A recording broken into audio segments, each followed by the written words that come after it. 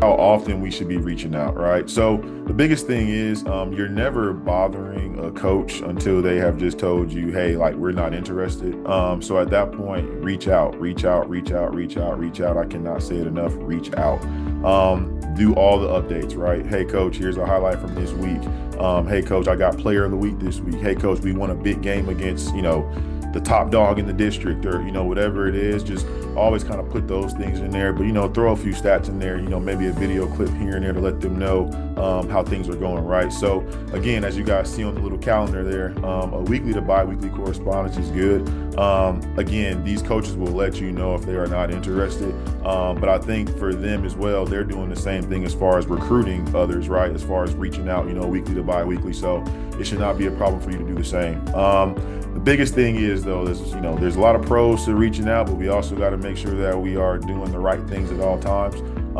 And there are going to be some things that we just want to watch out for, before we start talking to coaches. So, let's say, for instance, you play on a Thursday night, the game did not go well, you just didn't play well, you might have felt like you didn't get the ball enough, or maybe the referees got too involved, and you have a text from a college coach saying, hey, how was the game tonight?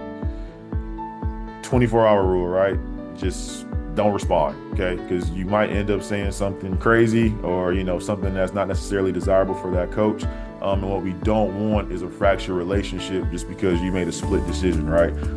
So just kind of understand that, there is a place for times to have those conversations, but just in that moment, just think before you act, and be very conscious of what you're saying to these coaches. As far as over communicating, right? Now, like I said, you are reaching out to these coaches, but let's keep it to what it is, right? We're talking about football, we're talking about ball, and we're leaving it there, and opportunities, correct? So you're always allowed to ask, hey, coach, how is the recruiting looking, for my position? I really am interested.